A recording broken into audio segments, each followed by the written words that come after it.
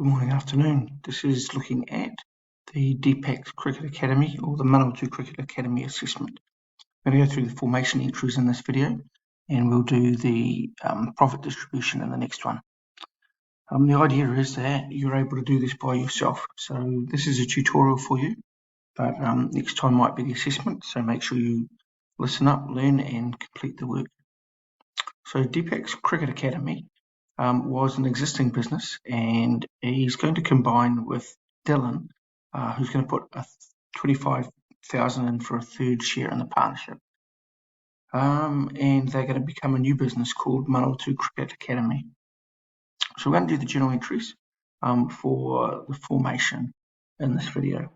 First thing that I want you to do is get your pen out, get the part over here which is the details, and on the details we're going to change those to make the journal entries easy for us.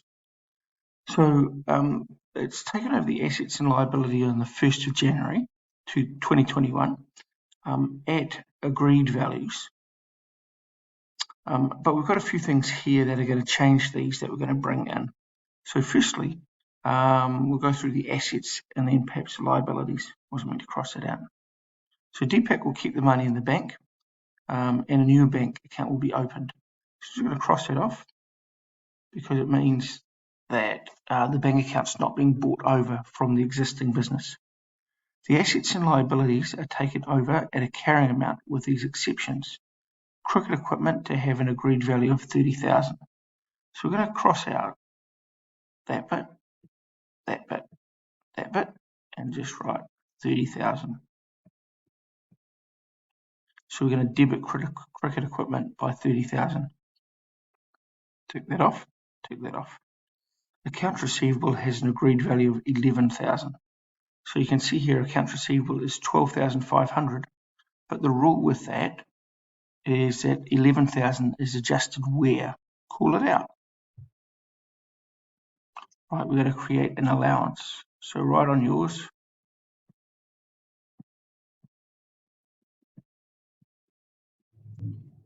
right, and that's going to be 11,000. So we're going to put an allowance in of 1,500.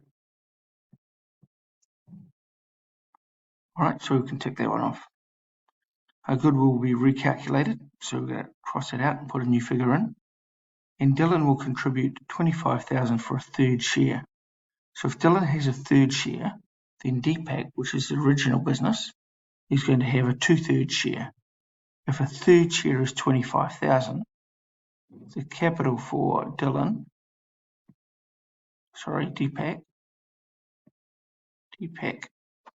will be 50,000.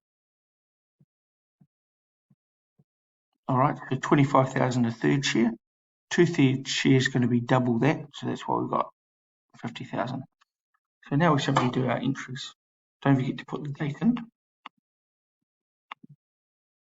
What have we got? The 1st of the 1st, 21. If you don't do the date, you're missing out on excellence. So we're going to debit all the things on this side. All right, so the first one's account receivable. And that's 12,500. Cricket equipment.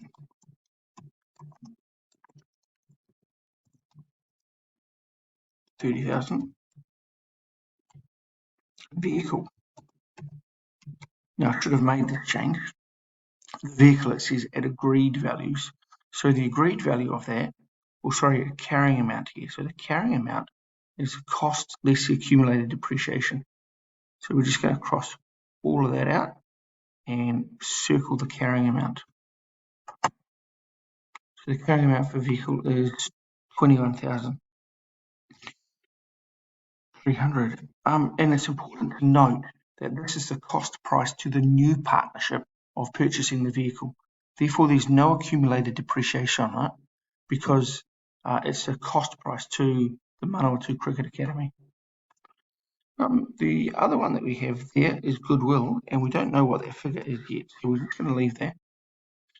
We indent the credits, and we've got TST payable.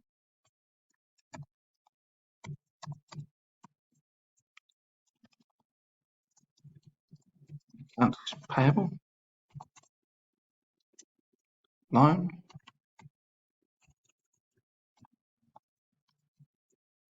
and allowance. Obviously, when you're putting allowance for doubtful debts in the journal entry, you can't abbreviate. You need to put the full amount in. So the figures that we've got there are 3,500, 29,300, and 1,500. The next credit is, in this case, it says we've got Deepak there, the capital, but because we're buying it, we're going to write vendor in there.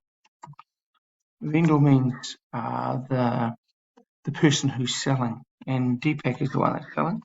And initially, this is a liability, and that's 50,000 is how much we're going to pay Deepak for the business. So we can calculate now, and I'm going to do an auto sum.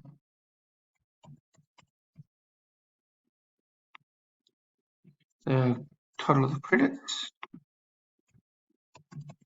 the total of the debits, and your goodwill figure is the difference between the two.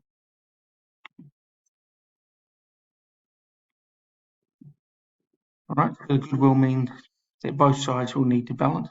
So if I was going to auto sum that side up, it would be 86,500 for both sides. That's a hard bit done, easy bit. We're doing the payment for the partnership. So Deepak will no longer be a liability, because what we're doing is we're giving Deepak $50,000 worth of capital for the purchase of the partnership. So we're going to debit vendor,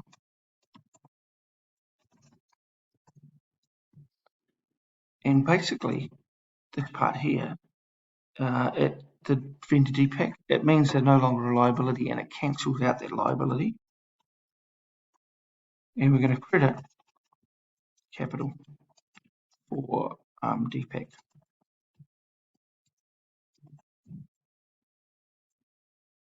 And the last bit is Dylan's part in the partnership.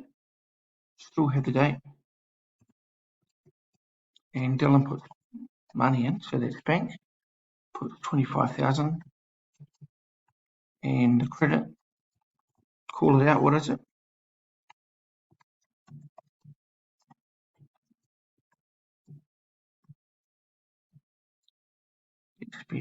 Spell Deepak right.